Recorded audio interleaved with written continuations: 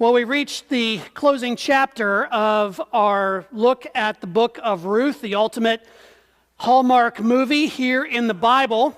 And we've been used to having these Hallmark movies take place in the midst of snow and gingerbread houses and holiday finery and things like that. But the closing chapter actually takes place in a courtroom, in effect. And Law and Order, more than Hallmark. Dun dun, that's what we're going to do this morning. In real life, courtrooms are tedious places. You never get everything wrapped up in an hour. It just doesn't work that way. And yet there's something about a big decision that catches our attention.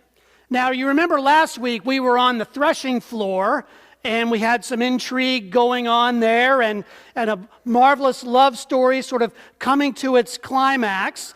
We saw Ruth and Boaz acting with integrity, conspiring to do the next right thing for Naomi, the ancient equivalent of coming together for the purpose of a legal transaction. And that legal transaction is going to take place at the city gate of Bethlehem, which is really like the courtroom of the day. That's where people gathered to transact business, and it was the logical place to catch people as they went out to the fields each day. So the morning after his midnight promise on the threshing floor to marry Ruth, Boaz goes out to the city gate to settle an important legal issue that has to be handled before the plan can come together. Now, most good stories have a bit of conflict. Someone who acts as the villain. And while that's not completely the case here, there is someone standing in the way of our happy ending. So what's the legal issue? Well, at the end of chapter 3, Boaz tells Ruth that there is another closer relative than he who, by law, has first crack at redeeming Naomi's land that had been put in jeopardy by the deaths of her husband Elimelech and her 2 sons. Now, I'm going to give you a quick course here in Israelite land law, okay? So you might want to dial up your attention span here just for a minute as we get into this. You will know more by the end of this morning about Israelite land law than anybody else does, okay? So here it comes. A family's plot of land was to be passed down from generation to generation and never sold. Leviticus 25 lays out that law, saying that the land belongs to the Lord, and that God's people are tenants on it. Land was an inheritance, an important guarantor of a family's survival. Thus, the law of Moses restricts selling land for profit. In Leviticus 25:25, for example, God says that if any of your kin falls into difficulty and sells a piece of property, then the next of kin shall come and redeem what the relative has sold. This is the role of the kinsman redeemer that we talked about last week. He is to step up and preserve what the family might lose. But in verse 28, the law says that if there is no one to redeem the land, then it can be sold, and the purchaser can have it until the year of Jubilee, when it would be returned. And the year of Jubilee was supposed to happen every 50 years. Imagine every 50 years, all debts are canceled. Wouldn't that be awesome? I mean, that's a fantastic thing that God put into the law. There's no evidence that they ever followed it, but it's a really good law. Boaz knew that he is not Naomi's closest relative. So this was an opportunity for this other kinsman. And this relative needed to be consulted first and given the opportunity to redeem the land. Okay, you with me so far? Yes? North, south, east, west? Okay. Now, this is a rare opportunity for this kinsman, because since Naomi has no male heirs, when she died, that means that if he redeems it, the land would be his. He would give him the opportunity to increase his land holdings. It was an attractive prospect, but Boaz knew that there was more at stake here than just the land. Remember what we're talking about? We're talking about the safety and existence of a family. So Boaz seeks out this kinsman at the city gate, where he can also gather 10 elders to act as witnesses to be the jury for this legal proceeding. Now, you do it at the city gate because that's where people come in and out all day. You can catch people as they're going out to the fields. So Boaz grabs this guy and says, hey, stand here a minute. Let me get 10 guys together. We're going to sit down and we're going to have this legal transaction. Now, it's interesting. Nowhere in this text does the writer name this other kinsman. He doesn't have a name. In fact, he's referred to in Hebrew with a word play. The word play is Polone Almone, which means, for us, something like Joe Schmo. Joe Schmo. So that's what we're going to call him from now on, Joe Schmo, okay? Very Hebrew, we'll go with it. It's good. It's a generic name. It's even a little bit dismissive. It's an indicator that this guy isn't even worth naming because he doesn't do anything here that's worthy, like Ruth and Boaz. So Boaz lays out the situation and his case before Joe Schmo and the elders. That's a great name for a band, by the way, Joe Schmo and the elders. Naomi has returned.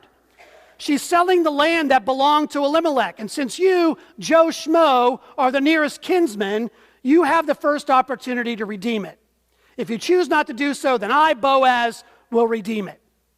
Joe Schmo sees this opportunity and he says very quickly, I'm going to expand my land holdings when the old woman dies, which can't be too far off. Of course, I will redeem it. But then Boaz springs the trap. There's another provision in the contract. You've got to read the fine print. The day you acquire the field from the hand of Naomi, he says, you are also acquiring Ruth the Moabite, the widow of the dead man, to maintain the dead man's name on his inheritance. What's he doing here? It's a package deal. It's a package deal that includes Ruth. And you will need to marry her yourself so that any son born to her would become heir to the property of Elimelech's family. So instead of increasing his land holdings and providing more inheritance for his own family, Joe Schmo would essentially be spending his money on a charitable cause. He'd be buying this land in order to eventually turn it over to Naomi's heirs. He would also incur the cost of providing for Naomi, Ruth, and any additional children that came along. And those children could then claim a portion of his inheritance along with any children he already had. They, in effect, become his children too. Do you get all that? Still with me? Okay. Joe Schmo certainly got it. He understood exactly what was going on here. Because it turns out that Boaz is not only a man of chayil, remember that word? Worth, dignity, honor. He's also a shrewd negotiator. He knows that Joe Schmo won't take the deal, but he had to make the offer. So Joe backs down and he gives the right of redemption to Boaz. Now in those days, executing a contract was different. I mean, we execute a contract today. There's 100 legal documents that need to be signed. We bought our house in July. We spent an hour sitting in the office doing paperwork, signing all kinds of things that I didn't read, but I signed them. Just like when you agree to whatever Apple wants you to agree to, when you download software, we go, okay, that's why we pay lawyers $500 an hour. Would you read this for me? Because I don't want to read it. That's how much we don't want to read it. But in those days, when you transacted land, all you had to do was take off your sandal and hand it to the other guy. Pretty simple. I like that. Got your sandal, we're good to go. Outside the Bethlehem city gate, that's all that's required. So Joe Schmo hands over his footwear and the deal is done. Boaz's speech to the elders and the assembled witnesses lays out not only the terms of the deal, but also his reasons for doing it. Look at verses 9 and 10 again. Then Boaz said to the elders and all the people, today you are witnesses that I have acquired from the hand of Naomi all that belonged to Elimelech and all that belonged to Chilion and Mahlon. I've also acquired Ruth the Moabite, the wife of Mahlon, to be my wife, to maintain the dead man's name on his inheritance, in order that the name of the dead may not be cut off from his kindred and from the gate of his native place. Today you are witnesses. So why has all this been done? Why have we gone through all this story? It's to redeem a family, to give it a future. Joe Schmo refuses, and his name is lost to history. Boaz steps up and redeems what is lost. By purchasing all of Naomi's property, Boaz has taken on the obligation to support her in life and provide for her in death. By marrying Ruth, he has obligated himself to give her the opportunity to bear children. Their first son not being Boaz's heir, but the heir of Elimelech. It's here we learn that Ruth and Boaz, again, are not really the center of this Hallmark story. It's Naomi. Remember Naomi, the one who had seemingly lost everything, who believed that God had taken everything from her, who called herself bitterness and saw no prospects for hope. Ruth kept her promise made on the road to Bethlehem. Boaz kept his promise on the threshing floor. Together they will reform a family that will change the world. People at the city gate that morning could see what Boaz was doing, and they recognized the character of Ruth as being among the best of the people of God. Look at verses 11 and 12. Then all the people who were at the gate, along with the elders, said, "We are witnesses. May the Lord make this woman who is coming into your house like Rachel and Leah, who together built up the house of Israel. May you produce children in Ephrathah and bestow a name in Bethlehem. And through the children that the Lord will give you by this young woman, may your house be like that of the house of Perez, whom Tamar bore to Judah." Ruth is accepted into the community, who now sees her not as a foreigner, not as an immigrant, not as the Moabite, but as a woman in line with the great matriarchs of Israel, Rachel and Leah, the mothers of the 12 tribes, and of Tamar, another bold outsider who ensured the covenant promises of God were fulfilled. Notice, too, that the witnesses say, "May you produce children in Ephrathah and bestow a name in Bethlehem." The word for children here is the word, interestingly, chayil. Chayil. It's a sign that this couple is being blessed to reproduce the kind of character they have demonstrated throughout the story. We will see that character revealed in their royal descendant David, a man after God's own heart, and in Jesus, David's royal descendant. This is a blessing that celebrates the establishment of a house of love, redeeming love, restoring love. This is not love that is self-seeking or self-gratifying, nor is it a sticky, Christmassy type sentiment.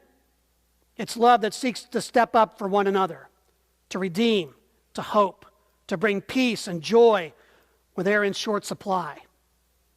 Verse 13 brings us to the denouement, the resolution of the story. Ruth and Boaz are married and they come together, which further supports the fact that they did not do so on the threshing floor in chapter 3. See, we're told there was no nefarious goings on there in chapter 3. They were acting with honor. And they finally come together. Some of the great matriarchs who before were barren, now Ruth conceives, and she bore a son. Can you imagine the day when Ruth and Boaz placed that tiny baby into the wrinkled hands of old Naomi? This is actually her son, her guarantor, her future, her family restored. The women of Bethlehem celebrate with her, and they celebrate Ruth. Verses 14 and 15. The women said to Naomi, "Blessed be the Lord, who has not left you this day without next of kin, and may his name be renowned in Israel. He shall be to you a restorer of life and a nourisher of your old age. For your daughter-in-law who loves you, who's more to you than 7 sons, has borne him." Ruth's faithfulness makes this possible. Ruth's love for Naomi was sacrificial. Boaz's love for Naomi and Ruth was sacrificial. This is what love really means. The Apostle Paul outlines the difference between Hallmark love and redemptive love in 1 Corinthians 13. Remember, he's writing to a church where people are stepping over one another, doing things for their own gain, still living the values of their culture. And he calls them to love in a way that goes beyond feeling. It's love that bears all things, hopes all things, believes all things. This is the love that God has given to us in Jesus Christ, which is why this Advent story, this Bethlehem story, is such a great precursor to Christmas. When we had lost everything to sin, when death was our only destiny, God did not abandon us. He clung to us. He vowed to be with us always. And he began the work of redemption for us.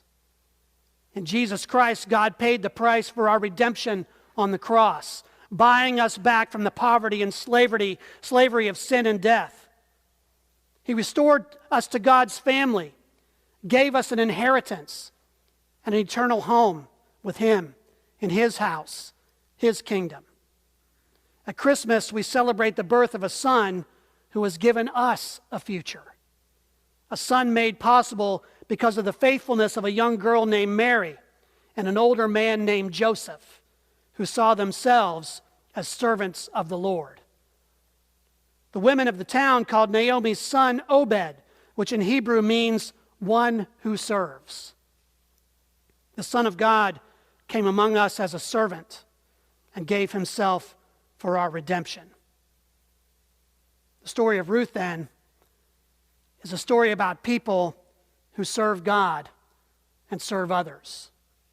It's a story that calls us to follow the example of these people of Chayil, to spread and multiply love in the world through self-giving acts of service, to make the church a house of love where people can be redeemed and transformed, seeing their lives and their hope restored. This is the way of Jesus. This is a true love story. This is the love that came down at Christmas. This is the love that's foreshadowed by this little Hallmark story right there in the middle of the Old Testament. May we be the kind of family that is always demonstrating this redeeming, serving love to the world. Do that, and the world may truly know the story of Christmas. Because in the end, it's way better than anything you'll ever find on TV. Amen and amen.